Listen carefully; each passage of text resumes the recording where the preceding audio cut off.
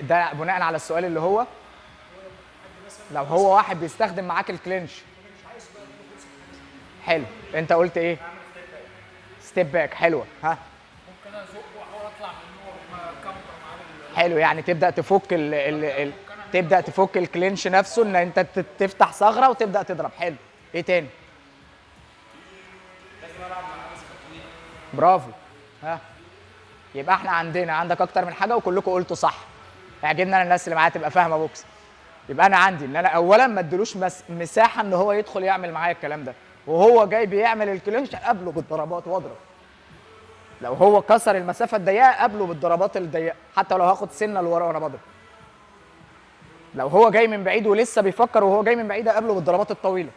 الحاجه الثانيه ان هو لو وصل للكلينش ودخلنا في بعض وخلاص ما بقتش قادر ان انا اخد من بدري ودخلنا، ابدا ان انا احاول اطلع منه وابدا